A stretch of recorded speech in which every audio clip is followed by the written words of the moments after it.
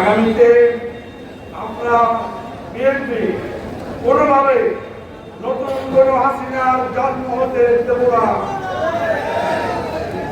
আমরা নতুন কোনো ফ্যাসিস্ট, অত্যাচারী ও প্রতারক, লুটপাটকারী, আধিপত্যবাদ ও সাম্রাজ্যবাদ, ক্ষমতার অপব্যবহারকারীদেরকে নতুন করে সৃষ্টি এবং জন্ম হতে বিএনপি দেবে না।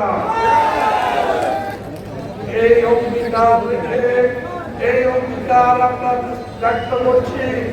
আর কোন ফ্যাসিস্টের জন্ম বাংলাদেশের মাটিতে হবে না, বিএনপি হতে দেবে না, বিএনপি সেটা ঠেকাবে।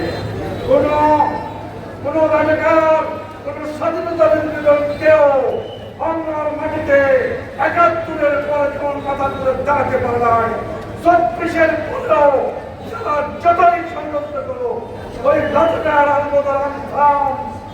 এবং স্বাধীনতা বিরোধীদেরকে আমরা মাথা তুলে দাঁড়াতে দেবেন না।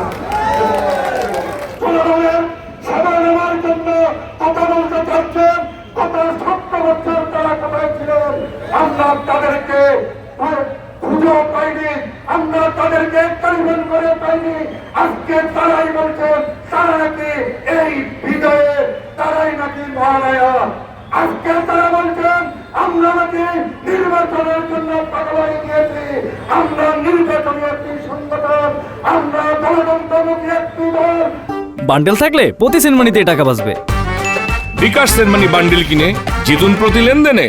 আমার মনে হয় আর আন্দোলন সংগ্রাম করতে হবে না। আমরা কি দেখতে পেলাম, এই খাদ্য জেলাতে প্রিয় নেতা ওয়াদার বিরুদ্ধে ষড়যন্ত্র চলছে, কেন্দ্রীয় ষড়যন্ত্র চলছে। তারেক রহমান খালেদা সহ কেন্দ্রীয় বিএনপির বিরুদ্ধে। আমাদের খাদ্যের অপর নাম ওয়াদুল ভুঁইয়া, আমাদের প্রাণ। এই ওয়াদুল ভুঁইয়ার বিরুদ্ধে সমালোচনা করেন, মেনে নেবেন? খবরদার, তার বাংলা জবাব দিবেন নেতা কর্মী ভাইরা আমার। ২০০১ সাল থেকে ৬ সাল বেগম খালেদা জিয়ার সরকারের আমলে আমাদের প্রিয় নেতা জনাব ওয়াদুল ভুঁইয়া এই খাগড়াছড়ির মাটিতে যে উন্নয়ন করেছে, আজকে হাজার হাজার মানুষ ওয়াদুল ভুঁইয়ার ডাকে সাড়া দিয়েছে। তাই বন্ধুরা আমার, অত্যাচার নির্যাতন করে ওয়াদুল ভুঁইয়াকে কখনো স্তব্ধ করা যায় নাই।